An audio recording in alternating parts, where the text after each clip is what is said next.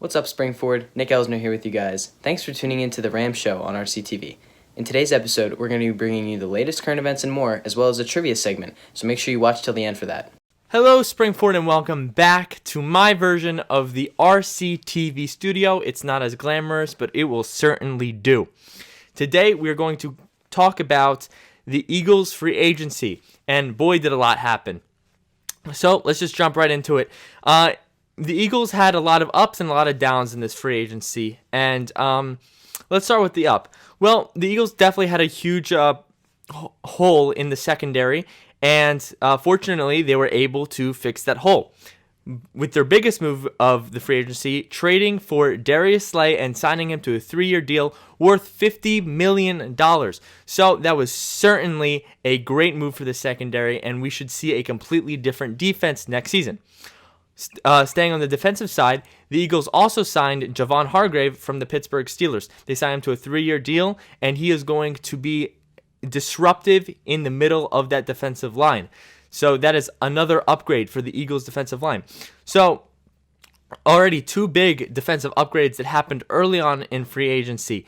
Now, while we were able to fix some holes on the defense, there's still a lot of holes on the offense. In particular, the Philadelphia Eagles has a huge problem at wide receiver, which could be addressed at the draft. And if it isn't, then the Eagles should expect to have low production again from the wide receivers. The Eagles just couldn't bring anybody in. There was plenty of wide receiver free agents, but I guess the Eagles weren't willing to pay any wide receiver free agents, or they just couldn't get any deals done.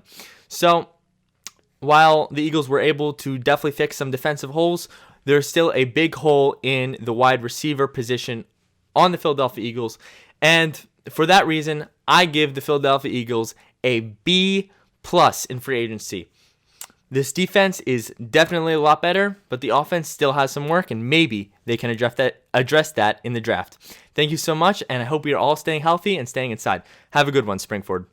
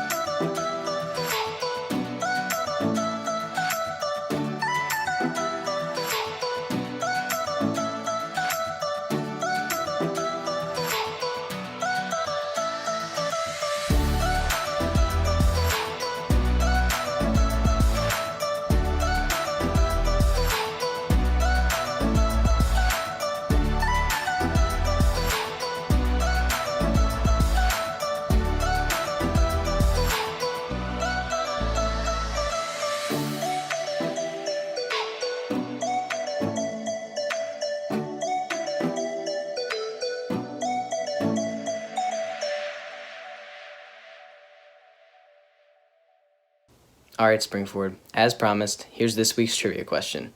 Which Springford basketball player most recently scored 1,000 career points? Make sure to go to the comments below to share your answer. We would like to thank you for tuning into this week's episode of The rAM Show on RCTV. If you would like more, tune back in next Friday at 12 p.m. for the latest current events and more. See you then, Springford.